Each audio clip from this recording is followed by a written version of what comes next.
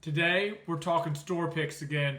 We've got the 1792 foolproof pick versus the standard offering, and we're going to find out which one's better.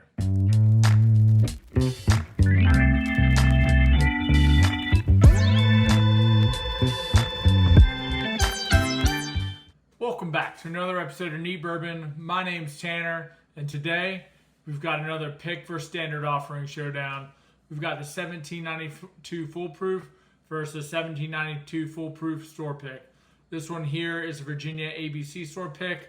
This one I've had for about, 6 months or so. Both of these are foolproof, so they are 125 proof, age stated, undisclosed. So foolproof means this bottle was bottled at the barrel entry proof of the distillate that went into the barrel when the aging process began. Now, we're going to go ahead and get into these. Already got them poured for you guys. It's my attempt at, movie magic. But, poor attempt. But, so we've got the standard offering in this glass. We've got the foolproof in this glass. Once again, this is Barton Distillate. I just did a review of the bottle and bond. Now we got the foolproof coming at you. So let's go ahead and get into the nose on this. Man, that is rich. Got a lot of those oaky vanilla flavors. Man, go ahead and get into the palate. Yeah, that is a vanilla with like oak. The oak is there. You've heard me talk about like sweet oak on like these ultra aged bourbons. It's not that kind of oak. It is more just like an oak presence there on the palate. It's very nice. Not overpowering at all, but you definitely can pick up a lot of oak there on the nose. It's like, like oaky barrel char. Getting some, but it is like very sweet though with like the vanilla and caramels. Getting like a faint nut, not much though. Yeah, definitely not nearly. I feel like I used to get a little bit of nut on this. I'm getting like very, very little nut. I'm getting a lot of vanilla. This is coming across as like a vanilla bomb here on the palate. A decent amount of oak and like that barrel spice. You can kind of feel it dancing all over the tongue. Kind of feels like faint pop rocks a little bit. That might be not like popping, but like barrel spice can like dance on the tongue a little bit. It's kind of what I'm getting there on the palate. Now let's go over glass 2. We've got the store pick.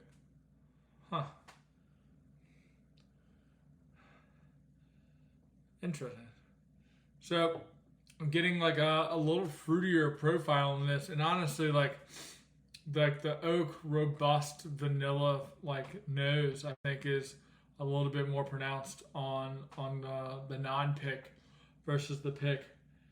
Like this one's the nose isn't quite as strong, but like it's still great. It's like the fruitiness seems to be like taming down the overwhelming like oak and vanilla notes here. But let's go ahead and get into the palate. Cheers. Man, that's a different animal there. Wow. Man. That is, the oak is definitely turned down a little bit on this.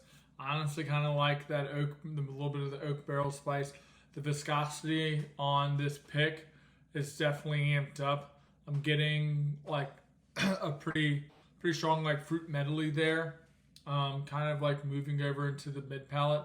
It's a lot of like caramels and vanillas in there, but not getting nearly as much oak. Yeah, getting a lot of brown sugar on that sip.